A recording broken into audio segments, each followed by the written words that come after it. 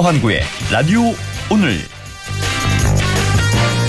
여러분 안녕하십니까, 허환구입니다. 24년 만이죠. 푸틴 러시아 대통령이 북한을 방문했습니다. 오늘 저녁 평양에 도착해 1박 2일간의 일정을 소화할 예정이라는데요. 푸틴 대통령이 북한을 찾는 이유가 뭘까요? 세계 관심이 쏠리고 있는데요. 크렘린궁 보좌관에 따르면 푸틴은 북한에서 약 20건의 문서에 서명할 계획이고 포괄적 전략 동반자 협정을 체결할 가능성도 있다고 합니다. 우리로서는 그중에서도 군사협력 수준에 관심이 갈 수밖에 없는데요. 한러수교로 1996년에 폐기된 자동 군사 개입 조항을 되살리는 수준의 협의까지 이루어질지 관심이 쏠립니다. 푸틴의 방북이 북한과의 미사일 개발 협력으로 이어질 수도 있죠. 푸틴의 방북, 우리로서는 초미의 관심사가 아닐 수 없겠습니다. 6월 18일 화요일 라디오 오늘, 광고 듣고 시작합니다.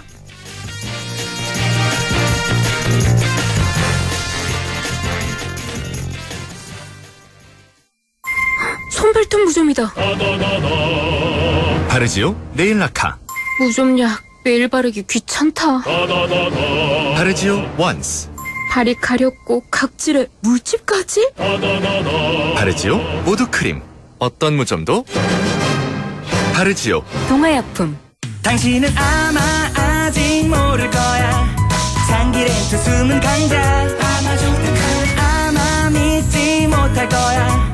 합리적인 이 가격을 아마존. 장기렌트의 숨은 강자 홈페이지에서 실시간으로 확인하세요. 아마존 카. 한 번에 합격. 해커스로 가자. 해커스 공무원 합격. 해커스 공인중개사 합격. 해커스 세무회계도 합격. 한 번에 합격. 해커스 한 번에 합격. 해커스. 이 음악을 듣고 하던 일을 잠시라도 멈췄다면, 이 소리를 듣고 잠시라도 설레었다면 당신의 리니지 M은 아직 끝나지 않았다는 이야기입니다. 새롭게 쓰일 당신의 이야기. 신서버 말하는 섬 사전 예약 중. 리니지 M 12세 이용가. 락토핏 이렇게 새로워졌어? 건강하고 씩씩하게. 아이들도 락토핏. 혈당 케어 힘드시죠? 부모님도 락토핏 당케어. 우리 가족 장 건강엔 새로워진 락토핏. 우리 가족 맞춤 락토핏. 건강기능식품입니다. 이런 게 있을까? 원리금 보장 되는데 만기단 가상금리, 복리이자도 주는데 분리과세까지. 에이, 너무 이상적이지. 미래에셋증권에서만 만날 수 있는 개인투자용 국채. 너무 이상적인데 현실. 미래에셋증권 개인투자용 국채. 청약 가자! 원금 손실에 유의하시고 투자 전 상품 설명서 및 약관을 꼭 읽어보세요. 네, 라디오 오늘 화요일 순서 시작합니다. 1부 김새롬의 세상맘사 함께하고요. 2부 이슈 오늘에서는 글로컬 대학으로 거듭나고 있는 국립안동대, 잠시 후 국립안동대학교 이혁재 기획처장과 함께 얘기 나눠보겠습니다. 이어서 최요한의 시사 따라잡기 준비되어 있습니다. 라디오 오늘 유튜브로도 다시 들으실 수 있습니다. 많은 애청 바랍니다.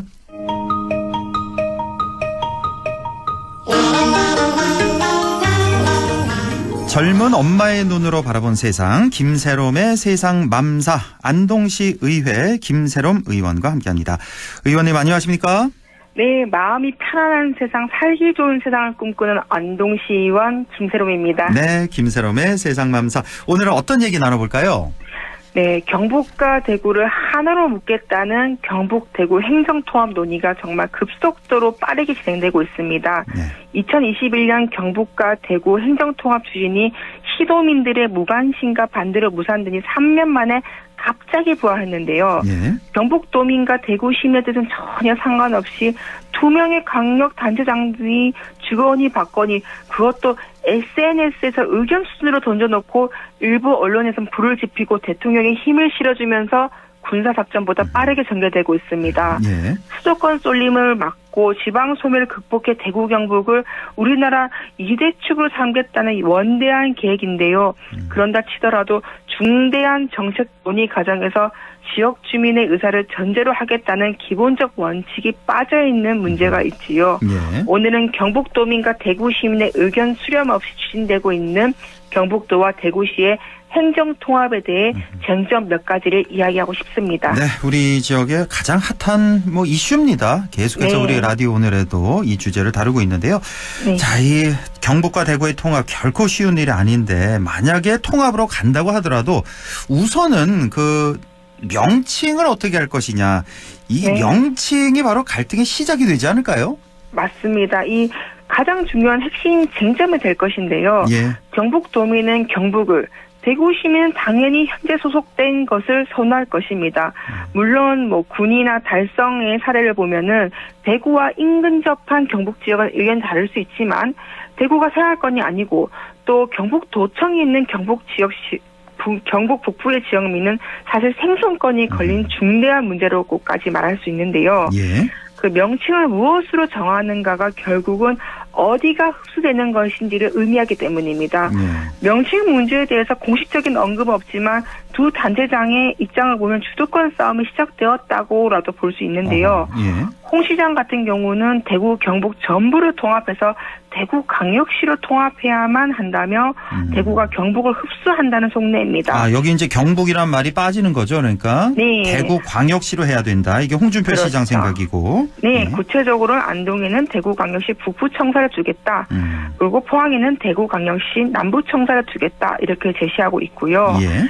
이철호 지사는 또 2019년도에 사실 대구 경북 통합 공론화위원회에서 대구 경북 특별시로 하자고 결정한 바가 있다며 경북이 들어가야 한다고 하면서도 상대적으로 굉장히 소극적인 입장을 선보이고 있습니다. 예. 이 통합하자고 시작했는데 이 명칭, 청사, 단체장 문제 등 이해관계에 따라 주도권 경쟁이 심해지고 갈등과 분열로 끝날 수 있지 않겠나라고 생각을 합니다. 그렇군요. 홍준표 대구시장은 대구광역시로 명칭을 하자. 그리고 네. 이철호 도지사는 대구 경북 특별시로 하자. 아, 네. 이렇게 일단은 이렇게 입장이 나온 것 같고요.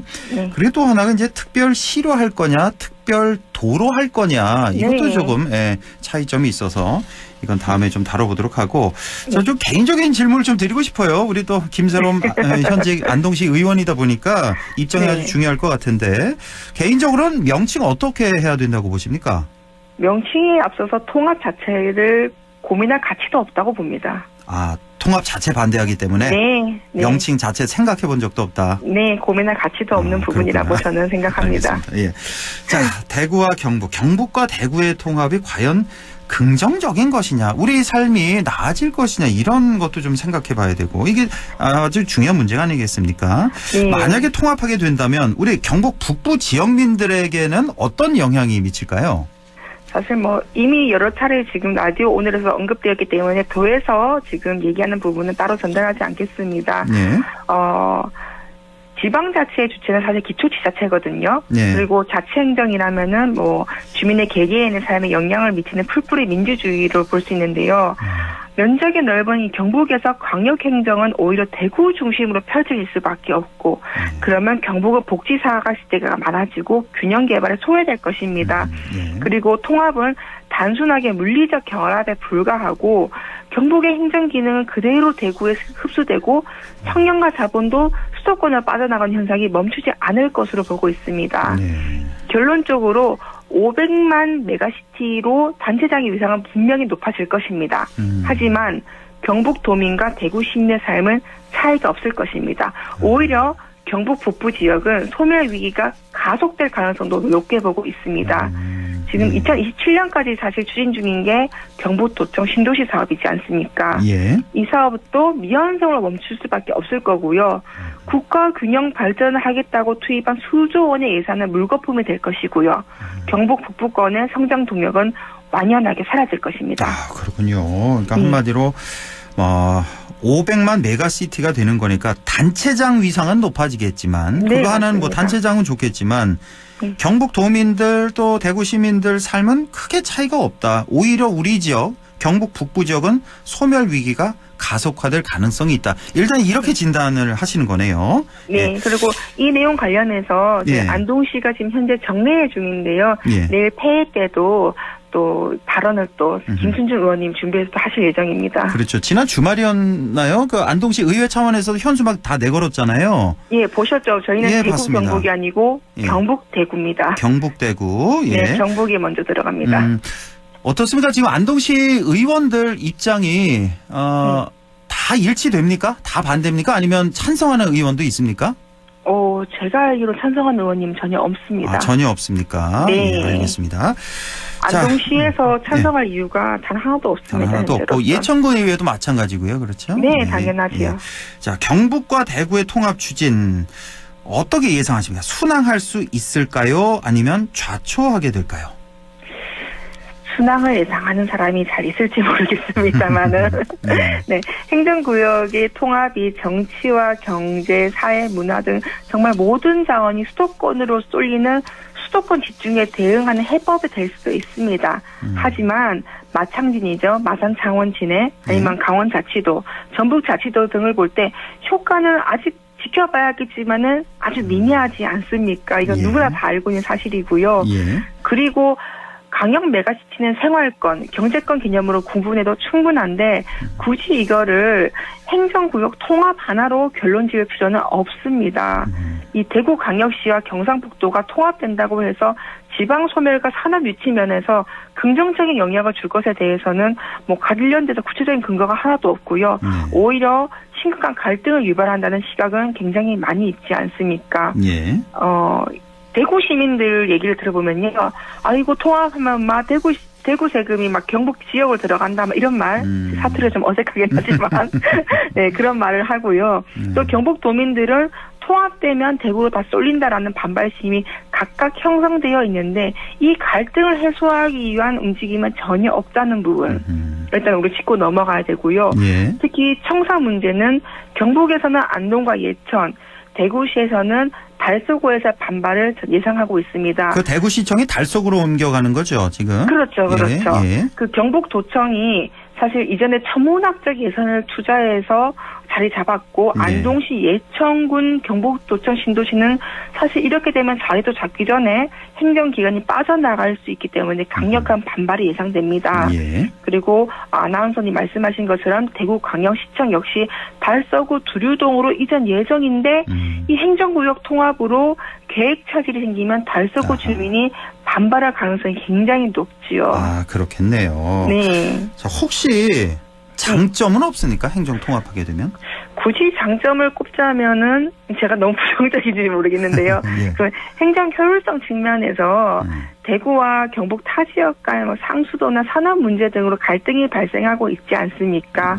그런데 행정을 통합하게 되면은 자치단체 간 갈등 해소에 일부 긍정적인 효과를 얻을 수 있는데 그게 과연 안동시에는 장점으로 불릴 수 있을까라고 했을 때는 쉽사리 대답하기 좀 어렵습니다. 네, 우리 지역으로 봐선 장점이 없다라는 말씀이시군요. 그러니까 한마디로. 감사합니다. 자, 지금 좀 파악하시기에 우리 지역민들 반응은 어떻습니까? 굉장히 특히나 야당과 북부 지역에서 이 반대 목소리가 굉장히 높습니다.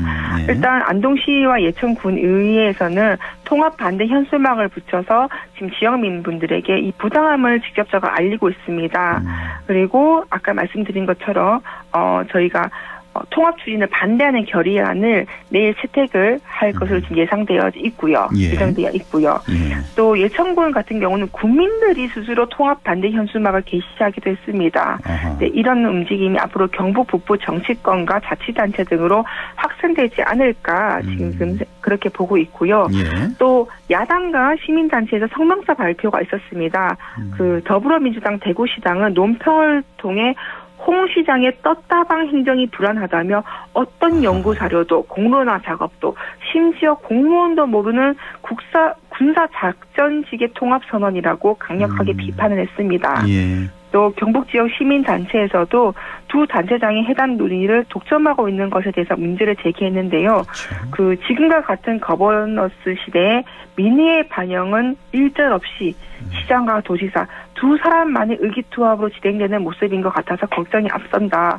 진중한 연구와 그리고 시도민의 여론을 수렴하는 과정이 필수적으로 우선되어야 한다는 입장을 보이고 있습니다. 그렇습니다. 자, 우리 지역민들 아마 다들 기억하실 겁니다. 홍 시장이 이제 2년 전인가요? 그 취임할 때. 네. 뭐 그 전부터 그랬었던 것 같은데 어쨌든 2, 3년 전에 그 행정통합 단칼에 거절했잖아요. 이철우 네. 지사는 하려고 했는데 홍 시장 네. 말도 안 된다. 네. 근데 그때 그 당시에 그 논리 있잖아요. 그 반대 논리.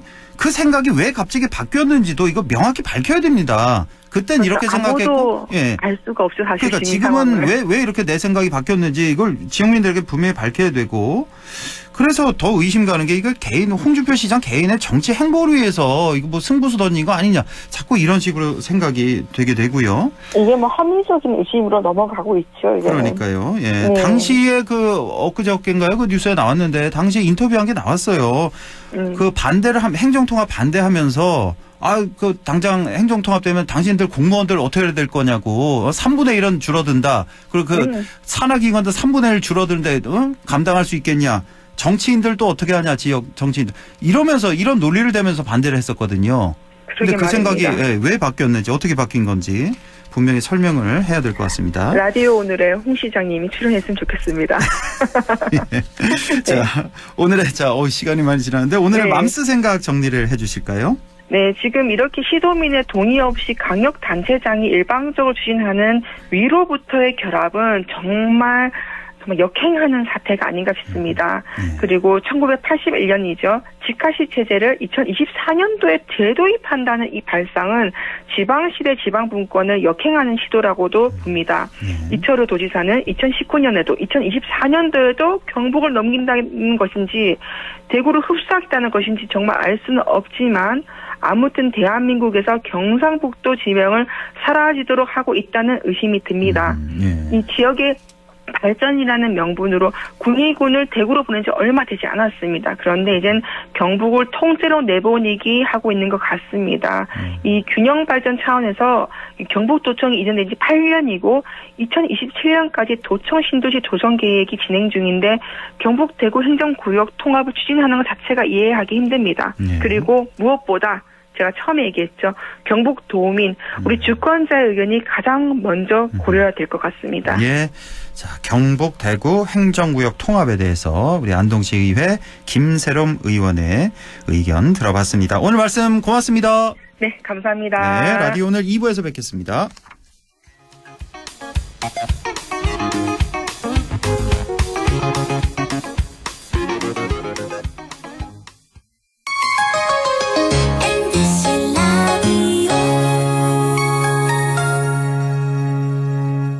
이런 게 있을까? 원리금 보장 되는데 만기 딴 가상금리, 복리이자도 주는데 분리과세까지. 에이, 너무 이상적이지. 미래에셋증권에서만 만날 수 있는 개인 투자용 국채. 너무 이상적인데 현실. 미래에셋증권 개인 투자용 국채. 청약 가자! 원금 손실에 유의하시고 투자 전 상품 설명서 및 약관을 꼭 읽어보세요. 락토피 이렇게 새로우셨어? 건강하고 씩씩하게. 아이들도 락토피. 혈당 케어 힘드시죠? 보몰도 락토핏 방케어. 우리 가족 장 건강엔 새로워진 락토핏. 우리 가족 맞춤 락토핏. 종근당 건강기능식품입니다. 오늘도 안전하게 음주운전 예방수칙 알려드립니다. 첫 번째, 술자리가 예정된 경우 미리 귀가 방법을 정하고 차는 가져가지 않는 것이 안전합니다. 두 번째, 음주 후 자전거나 전동 킥보드를 이용하는 것도 음주운전 처벌 대상에 포함됩니다. 세 번째, 과음을 한 다음 날에는 대중교통을 이용해 주세요. 숙취 음주운전 역시 처벌 대상입니다. 네 번째, 음주운전을 방조하는 경우에도 3년 이하의 징역형 또는 1,000만 원 이하의 벌금형에 처해질 수 있습니다. 적극적으로 말려주세요. 위험한 음주운전 미리 예방하여 소중한 생명을 지켜주세요.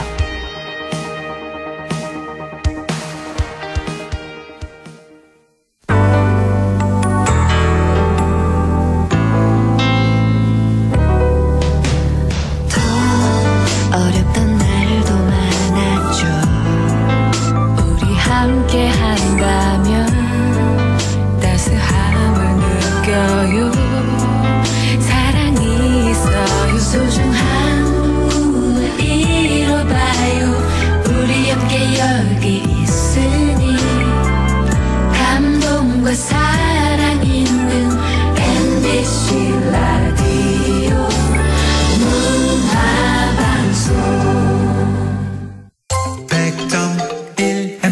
라디오. 네, 6시 25분 12초 지나고 있네요. 이슈 오늘 시작합니다. 국립안동대학교가 경북 도립대학교와 하나가 돼서 글로컬 대학으로 새 출발합니다. 교명도 바뀌죠. 국립경국대가 된다는데요. 여전히 논란이 큽니다. 국립안동대학교 이혁재 기획처장을 연결해서 얘기 나눠보겠습니다. 이혁재 처장님 안녕하십니까? 네, 안녕하십니까. 이혁재입니다. 예, 잘 지내셨죠? 그동안에? 네. 상당히 바쁘셨을 것 같은데. 자, 지난해 11월이었죠. 국립안동대학교와 경북도립대학교가 글로컬 대학에 최종 선정이 됐고 이후 반년이 조금 넘게 지나고 있는데 자, 네. 글로컬 대학 선정 이후에 어떤 과정이 있었는지 사업은 잘 진행되고는 있는 건지 많은 분들이 궁금해하실 것 같습니다. 예.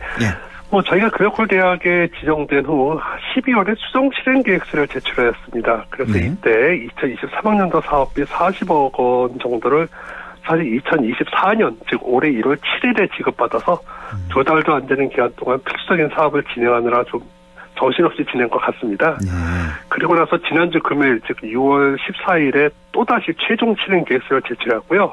이를 바탕으로 7월 중에 아마 2024년도 사업비와 2025, 6, 7년까지의 총 사업비가 결정되어 나올 것입니다. 그러다 보면 아마 8월이나 되어야지만 아마 올해 사업비가 내려올 것으로 예상이 되고 있습니다. 이러다 보니 사업이 실제로 면목적으로 시작된 것은 2023년도부터니까 1년 반이 지났는데 지금까지 사업비도 아직 결정이 안 돼 있고 받은 사업비는 한 40억 정도가 전부라서 현재까지는 사업이 정말로 잘 진행되고 있다, 훌륭히 진행되고 있다라고 말하기는 조금 힘들 것 같고요. 우리가 알고 있기로는 1년에 200억씩인가요? 뭐 정부에서 돈이 내려오는 걸로 알고 있는데 지급이 안 되고 있군요. 예, 일단 첫 해에 최대 50억 정도였고요. 올해는 최대 한 200억인데 얼마인지는 아직 결정이 안 돼 있고요. 나머지 25, 6, 7에 걸쳐가지고 이제 나머지를 좀 배분을 한다 이런 식으로 지금 계획이 잡혀 있습니다. 그러다 보니까 이제 올해 한 8월 정도나 돼야 아마 사업비를 받고 그때부터 이제 실제 성과를 낼 수 있는 여러 가지 사업이 추진될 것 같고요. 그래서 지금까지는 우선 빠른 사업 추진을 위해서 글로컬 사업단을 새로 구성하고 사업단장님을 임명하고 직원들을 채용하고 그런 체계를 구축하는데 좀 많은 노력을 기울였다고 생각하시면 될 것 같습니다.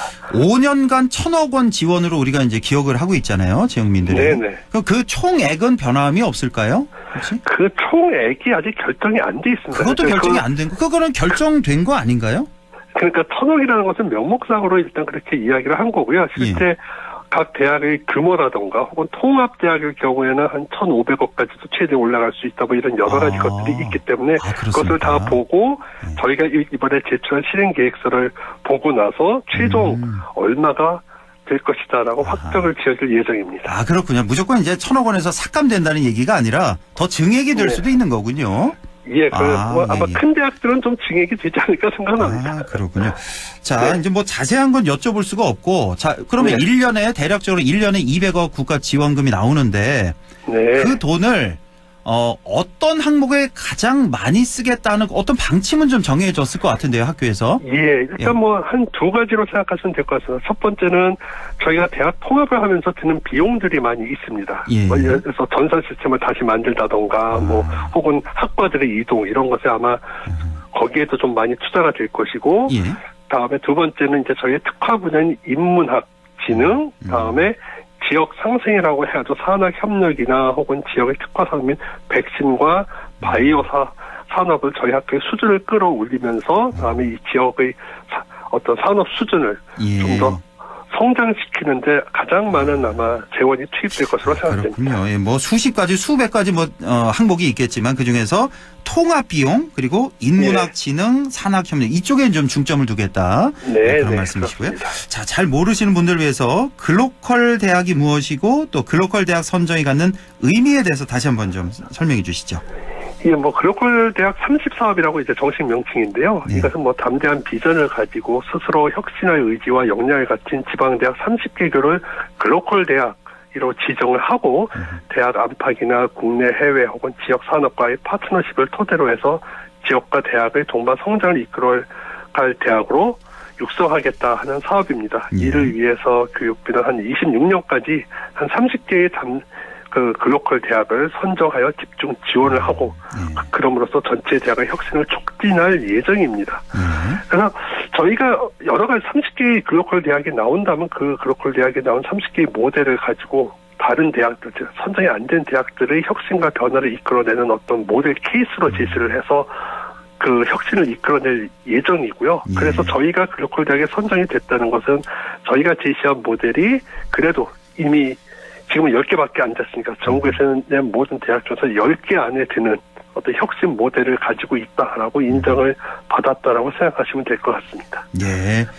자, 글로컬 대학 30, 그러니까 총 30개 글로컬 대학을 선정하겠다. 그래서 작년에 10개, 올해 10개, 내년에 10개 이렇게 되는 거죠? 3년에 내년에 5개, 내후년에 5개. 그렇게. 그래서 총 30개 대학, 글로컬 대학을 선정하게 됩니다. 자, 최근에 이제 국립안동대학교와 경북도립대학교 통합안이 교육부 승인을 받아서 이제 두 대학은 하나로 합쳐져서 국립경국대로 새로 출발하게 됩니다. 자, 국립경국대는 어떻게 구성되고 신입생 선발 계획은 어떻게 되는지요?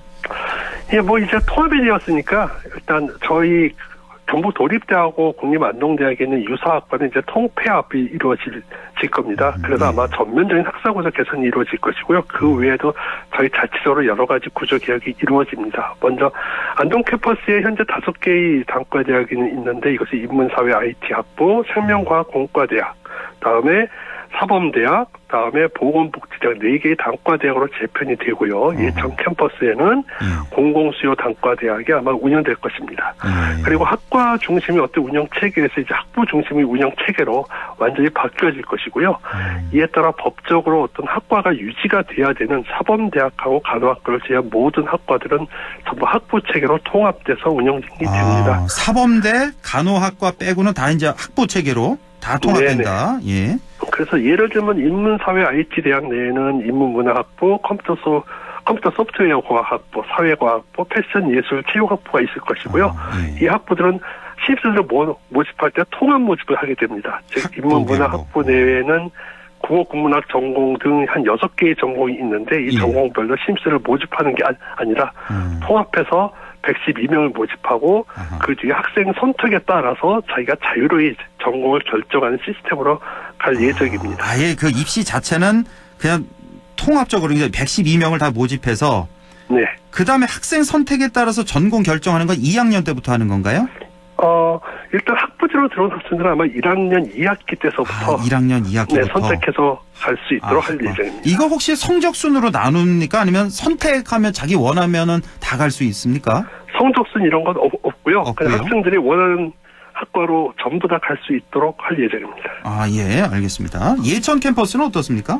네, 예천 캠퍼스는 공공수요대학 1개의 단과대학이 이제 있을 것이고요. 그래서 그 안에 이제 4개의 전공이 있습니다. 그래서 이거 역시 통합 모집을 할 계획입니다. 예천 캠퍼스에는 한 개 단과대학, 4개의 전공 학과가 있다는 거.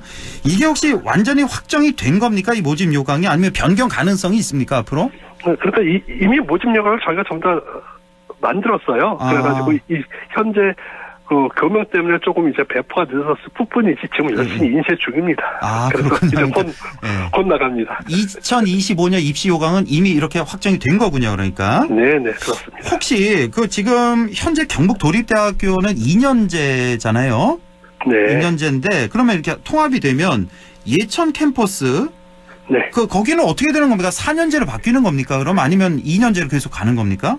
예, 그러니까 원래는 저희가 처음에 글로컬 대학 사업 계획서를 낼 때는 거기에 이제 2년제와 3년제 전문 학사가 있고 저희들은 일반 학사입니다. 4년제인데 그래서 동시에 운영을 하겠다라고 냈는데 이것이 법 개정이 이루어져야지만 가능하거든요. 그런데 법 개정을 작년에 교육부가 시도를 했는데 통과가 안 됐기 때문에 어쩔 수 없이 지금은 4년제로 다 같이 가도록 되어 있습니다. 그러면 내년부터 국립경국대학교 안동 캠퍼스건 예천 캠퍼스건 내년부터 입학하는 모든 학생들은 다 4년제입니까? 네. 모든 학생이 다? 네네. 그렇군요. 예, 알겠습니다. 혹시 기존에 왜 안동대에 있던 학과가 내년부터 예천으로 가는 학과도 있습니까? 그 안동대에서 이제 예천으로 가는 학과는 없고요. 그리고 예천에 지금 있는 학과들도 바로 안동대로 올 수는 없습니다. 기존에 있는 학생들이 졸업할 때까지 기다려야 되기 때문에. 아하. 그런데 내년부터는 아마도 저희가 예천 캠퍼스 특화 계획에 따라가지고 어떤 행정경영 대학원이라던가 혹은 농업 기반의 여러 가지 실험실이나 그런 것들이 그쪽으로 이전할 계획입니다. 네, 알겠습니다. 자, 안동 캠퍼스와 예천 캠퍼스로 이렇게 나뉘어서 운영이 되는 건데 내년부터 두 캠퍼스는 어떤 차이가 있을까요? 사실 캠퍼스에서 그 어떤 차이도 없습니다. 그러니까 모든 규정이 같이 적용이 될 것이고요.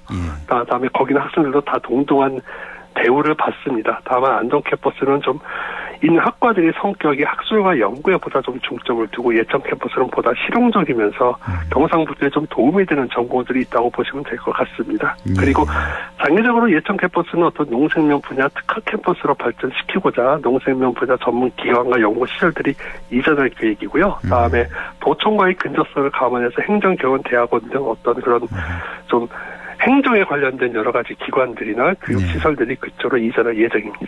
아, 그렇군요. 예, 전혀 차이가 없다는 거. 한 학교다 이렇게 보시면 되는 거고. 맞습니다. 지금 안동대학교 왜 안동에 주소를 둔 학생 같은 경우는 왜 100만 원씩인가요? 왜 장학금 주는 거 있잖아요. 맞습니다. 예. 이거 예천 캠퍼스 학생들은 어떻게 되는 거예요, 그럼? 그러니까 사실 그것이 안동시에서 지금 주는 장학금이거든요. 그래서 예천 캠퍼스에 있는 학생들한테 이게 지금 적용이 안 됩니다. 그래서 이걸 저희가 안동시에서 올해 저희가 이미 주소 이전을 하고 현재 그 장학금을 신청한 학생 수가 거의 2,100명이 넘었거든요. 그러니까 굉장히 좋은 성과를 보이고 있습니다. 그렇게 많은 학생들이 안동시로 주소를 이전했다는 거니까요. 그러니까 이러한 성과를 바탕으로 내년부터 이제 예천군에다가도 비슷한 형태로 좀 만들어서 예천군의 인구를 늘리거나 그런 데 좀 도움이 될 수 있도록 하는 게 좋지 않겠느냐 해가지고 동등한 혜택을 줄 수 있도록 노력할 예정입니다. 그건 아마 좀 동등하게 혜택 돌아가도록 해야 형평성이 좀 맞을 것 같은데요. 한 학교니까. 예, 그런데 뭐 이게 아무래도 지자체에서 자치단체 간에 어떤 좀 협의가 좀 있어야 될 것 같아요. 뭐 저희가 뭐라고 말하기는 쉽지는 않습니다. 그러니까요. 예. 자, 기존 재학생과 또 휴학생의 그 복학할 때 이거 저 군대 갔다 와 보니까 뭐 학교 명칭도 달라져 있고 이런 학생들 뭐 아무런 문제가 없을까요? 예, 그러니까 뭐 법적으로 기존 재학생은 졸업식까지 현재 체계가 완전히 보장이 됩니다. 그래서 통합 후에도 현재 전공에서 학위를 받을 수 있을 때까지 아무런 변화 없이 학교 생활을 하다가 졸업할 수 있을 것 같습니다. 근데 지금 말씀하신 대로 가장 큰 문제는 이제 복학생이에요. 그러니까 예를 들어서 유사학과로 통폐합된 학과는 통합 이전에 학과를 영원히 유지할 수는 없기 때문에 일반적으로 한 3, 4년 정도 유예 기간이 없어지거든요.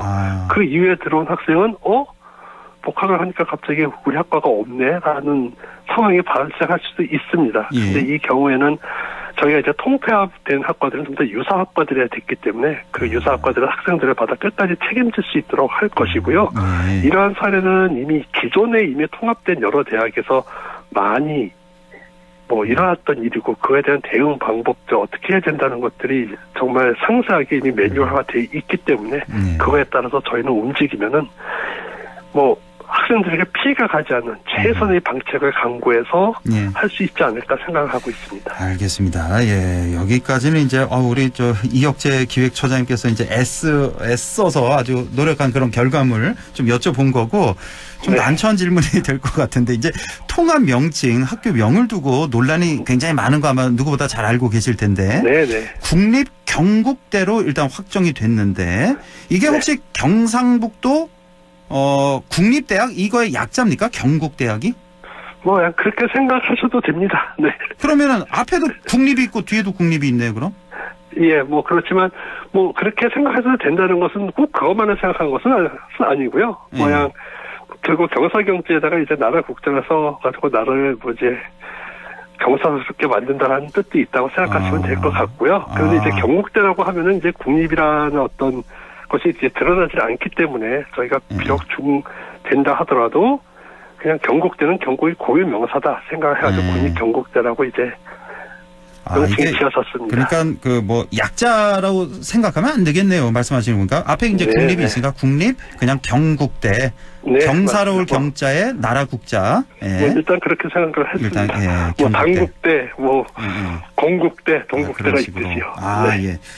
자, 좀 단도직입적으로 좀 여쭤볼게요. 자, 네. 뭐 동문회를 중심으로 해서 뭐 지역민들 반대가 상당히 많습니다. 뭐 네네. 법적 소송으로까지 뭐 갈 것 같은 그런 보도를 본 것 같은데 이 지역민들 반발 이거 어떻게 대처하시겠습니까?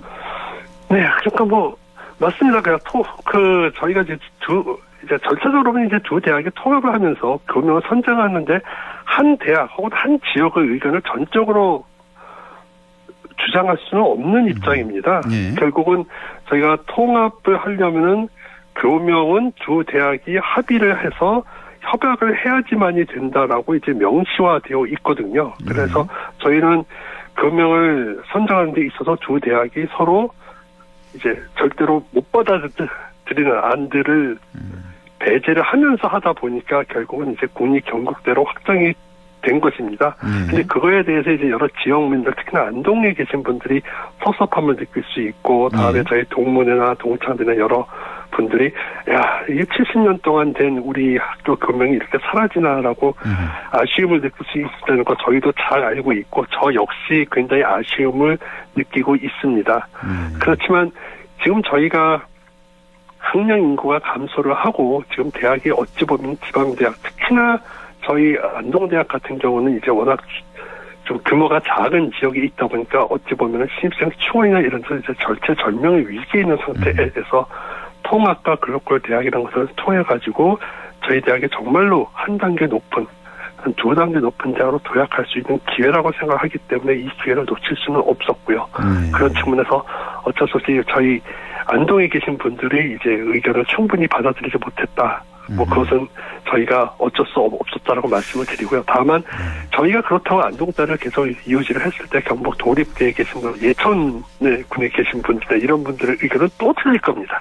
그래서 이것은 아마 저희 한쪽의 의견을 강요할 수 없는 상황에서 저희가 최선을 다해서 협의를 한 결과다라고 좀 이해를 해주시기를 부탁을 드릴 거고요. 저희가 실제 어떻게 그렇던 지역민들을 좀 더 위로해주고 설득할 수 있는가는 저는 이렇게 생각합니다. 말로 설득할 수 있고 다음에 또 진전성을 보여줄 수 있고 이런 식으로 생각을 하지만 사실 진전성이라는 거 말로 한다는 것은 의미가 없다고 생각을 하고요.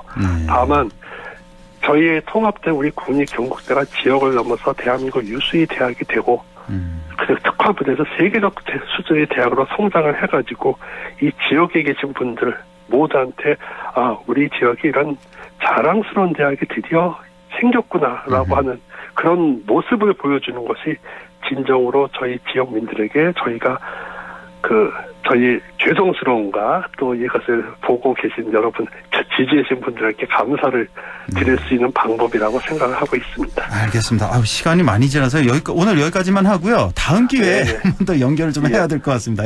오늘 말씀 고맙습니다. 네네, 감사합니다. 네, 지금까지 국립안동대학교 이혁재 기획처장이었습니다. 네, 시사 따라잡기 바로 이어갑니다. 오늘은 중국의 판다 외교에 대해서 알아보죠. 최요한 시사평론가입니다. 안녕하십니까? 예, 반갑습니다. 최요한입니다. 예, 시간이 좀 많이 지났는데요. 자, 우선 판다 외교라는 거 이게 무슨 의미인지 간단히 개요를 좀 살펴주시죠. 이 중국이 판다의 국외 반출을 엄격하게 금지하면서 현존하는 거의 모든 해외 판다는 중국 정부 소유입니다. 뭐 어떤 한 동물 종에 대해서 그 소유권을 특정 국가가 귀속하는 건 굉장히 흔하지 않은 일인데요. 판다라는 게 중남부에 서식하는 고유종이고 중국 외부에서 구하기 어렵기 때문에 이게 가능한 것 같아요.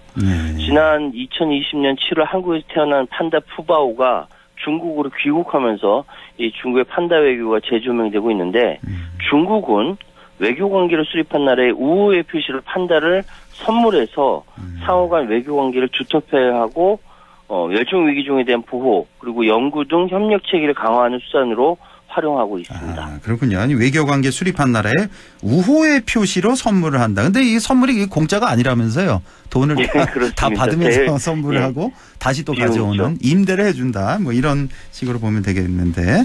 자, 그런데 이 판다 외교라는 게 역사적으로 봤을 때 상당히 오래됐다고요? 예, 이게 최초의 판다 외교라고 기록에 남아있는 것은 당나라 츠천무후와 현종 시절에 일본에 백곰 2마리 선물한 게 시작이 돼요. 당나라 츠천무후. 그때 일본에 저기 백곰 2마리 준 걸 그게 판다라고 하거든요. 예. 그런데 20세기 들어서 이 우호대에서는 판다를 정치로 활용한 사례가 크게 늡니다. 예, 그 1936년부터 45년 사이 중국 국민당 정부가 서방에 14마리의 판다를 보냈다는 것이 있고요. 중화민국 정부가 1946년에 영국 정부에 판다 1마리를 선물한 것이 판다가 공식적인 외교수단으로 활용한 첫 번째 사례로 꼽힙니다. 그리고 신중국 이후, 이게 신중국이라는 게 이제 그 중국 공산당 얘기합니다. 이때부터 판다 외교가 본격적으로 시작됐는데, 1950년대에는 단 2마리의 판다를 소련에 선물했고요. 60년대 북한에 판다를 선물한 사례를 제외하고는 중국이 판다가 해결한 사례가 없었는데, 북한이 이제 80년대까지 총 5마리 판다를 기증받았다라고 하네요. 아, 그래요. 자, 이렇게 중국의 판다 외교가 세계적으로 주목받기 시작한 게 바로 미국과 관계가 개선되기 시작한 1970년대 이후라고요. 그 리처드 닉슨 대통령이 72년도에 중국 국빈 방문한 이후에 저온라이 당시 중국 총리가 링링과 싱싱이라는 판다를 선물로 했습니다.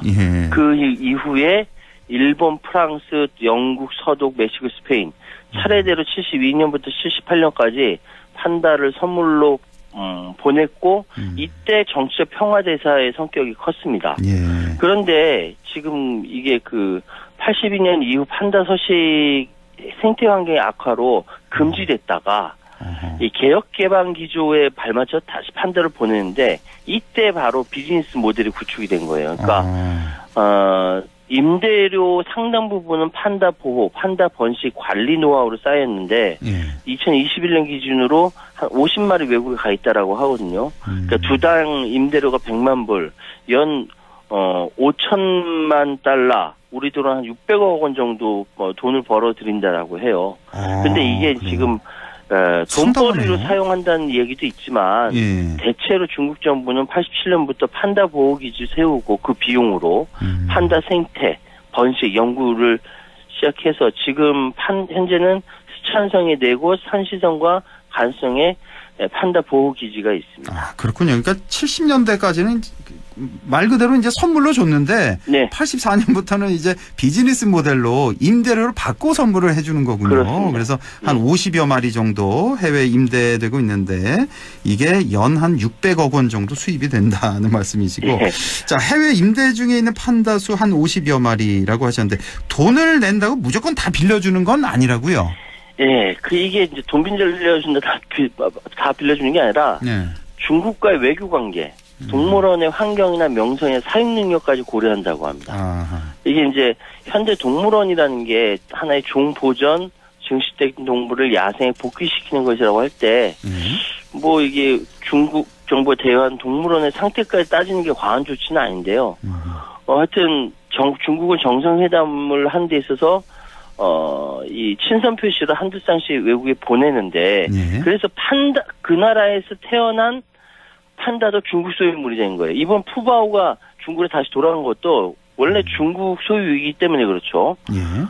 그래서 뭐 60만 달러를 내지 않으면 즉시 돌려보내야 되는데 뭐 그 돈 없어가지고 다시 돌려보내는 나라는 없고요. 그렇군요. 예. 자, 이렇게 워낙 판다가 인기가 좋다 보니까 소위 돈벌이 수단으로 활용되면서 중국 내 판다 수출 경쟁이 불붙은 적도 있었고 그런데 이렇게 쭉 가다가 2012년 중국 시진핑 주석이 집권한 이후에 중국 외교가 이제 그전에 이제 판다 외교였는데 이제는 전랑 외교, 그러니까 아주 뭐 강경한 외교 이렇게 전환됐다는 평가가 있더라고요. 전랑이라는 의미가 늑대 전사라는 의미입니다. 전랑, 늑대 전사. 늑대 전사. 그런데 이 전랑 외교가 뭐냐면은 외교를 예를 들어 이래요. 중국 외교관들이 외국 지도자를 공개적으로 모욕하거나 갑자기 회의장을 박차고 나가거나 개인적으로 협박하거나 외국 외교관에게 소리를 지르고 막 말도 안 되는 짓을 이 전랑 외교라고 이 신조어로 2012년 시진핑 주석 집권 이후에 이게 만들어졌어요. 왜 그러냐라고 했더니 사실 지난 100여 년 동안을 중국은 굴욕의 세기라고 생각을 하고 있거든요. 이제 뭐 일본과 서방으로부터 침략당한 그 아주 이제 굴욕의 세기라고 생각하는데 시진핑 주석 이후에 이제는 중국이 국제적으로 부상하고 있다. 그러면 외교관들이 생각하기에 시진핑 주석과 다른 당 엘리트들이 이 공격적인 대외 스타일을 좋아한다. 그러면 자기가 빨리 승진할 수 있는 것이 무엇이냐? 바로 이런 전랑 외교, 막 강하게 나가는 이런 것들을 좋아한다라고 외교관들이 생각한다는 거예요. 그러니까 외교관들 실제 대외 관계 개선이 아니라 국내 정치권을 의식해서 이런 전랑 외교 기조를 가지고 있다. 이런 비판적인 목소리가 나와있죠. 그렇군요. 그러니까 판다 외교, 중국의 판다 외교와 전랑 외교는 좀 어떤 상반된 그런 개념 같은데. 네. 그래서 이게 뭐 지금 서로 동시에 갈 수 있을지 합쳐질 수 있는 것인지 좀 의문스럽기도 하고. 자, 미국과의 그 외교 있잖아요. 중국의 외교. 네. 그 문제 좀 짚어주시죠. 네. 지금 좀 바뀌었어요. 미국과 중국이 계속 부딪히고 있다가 2023년 12월, 그러니까 작년 12월에 샌프란시스코에서 열린 미중 정상회담을 통해서 상당 부분 많이 합의를 봤거든요. 합의 보지 못한 부분이 바로 반도체하고 대만입니다. 근데 시진핑 주석이 이미 그 바이든 대통령한테 상당 부분 이제 부드럽게, 그러니까 판다 외교식으로 바뀌었습니다. 그래서 지금